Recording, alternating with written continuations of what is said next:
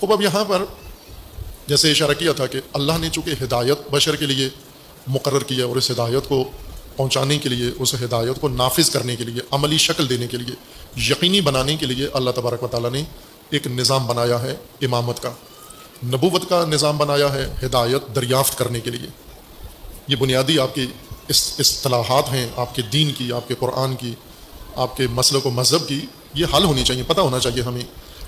نبوت کا نظام بنایا ہدایت منبع سے، اللہ سے دریافت کرنے کے لیے، لینے کے لیے، اور رسالت کا منصب بنایا، نظام بنایا ہدایت کو لوگوں تک پہنچانے کے لیے، تبلیغ کرنے کے لیے، اور امامت کا منصب بنایا، نظام بنایا ہدایت کو نافذ کرنے کے لیے، عملی شکل دینے کے لیے، اسے نظام کی صورت میں، سسٹم کی صورت میں، قانون کی صورت میں لوگوں کی زندگیوں پر لاگو کرنے کے لیے امامت کا نظام اللہ تبارک و تعالیٰ نے مقرر فرمایا ہے۔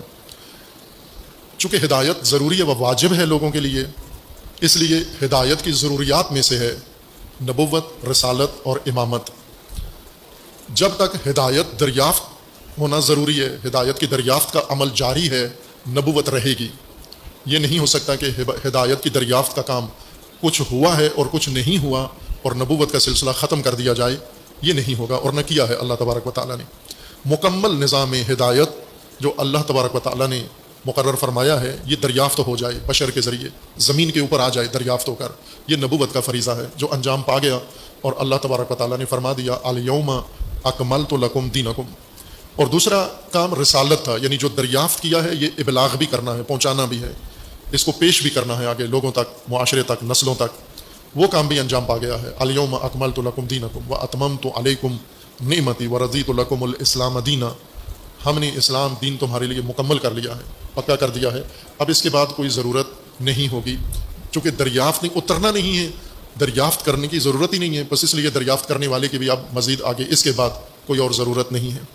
لیکن یہ کہیں بھی اللہ نے نہیں فرمایا کہ لاگو بھی ہو چکا ہے، اب لاگو کرنے کی ضرورت نہیں ہے، ہدایت کو نافذ کرنا ہے، ہدایت کو لاگو کرنا ہے۔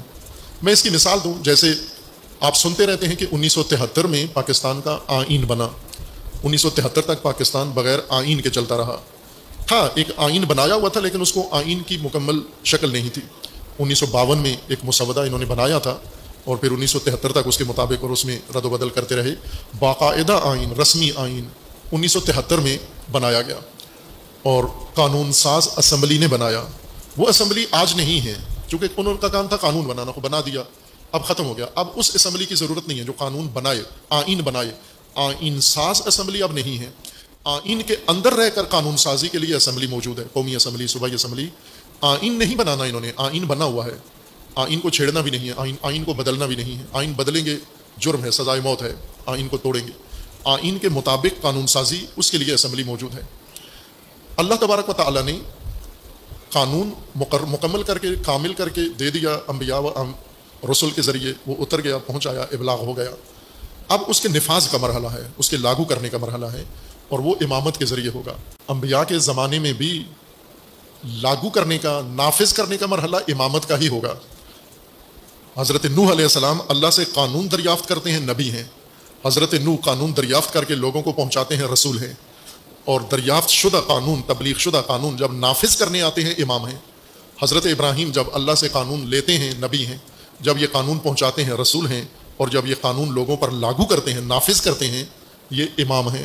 اسی طرح حضرت موسیٰ اور حضرت مسیح علیہم السلام جمیعہ، یہ سب کے سب نبی ہیں، رسول ہیں و امام ہیں، اور سب سے برتر افضل الانبیاء والرسل والائمہ، امام الائمہ رسول اللہ صلی اللہ علیہ وآلہ وسلم ہیں، کہ انہوں نے امامت کی، نافذ بھی کیا، حکومت قائم کی، نظام بنایا، لاگو بھی کیا اس ہدایت کے نظام کو۔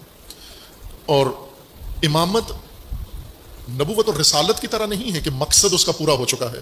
امامت کا مقصد کب پورا ہوگا؟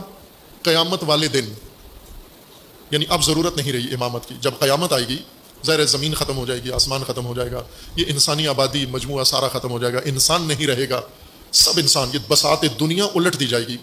اب امامت کی بھی ضرورت زمین پہ نہیں ہے، چونکہ زمین ہی نہیں ہے، اس جمعیت کو نہیں ہے، چونکہ جمعیت ہی نہیں ہے، سارے اگلے جہان میں منتقل ہو چکے ہیں۔ تو اس جہان کے ائمہ بھی اگلے جہان میں چلے جائیں گے، جو بھی تھے اس طرف چلے جائیں گے۔ اس سے پہلے امامت کی ضرورت رہے گی۔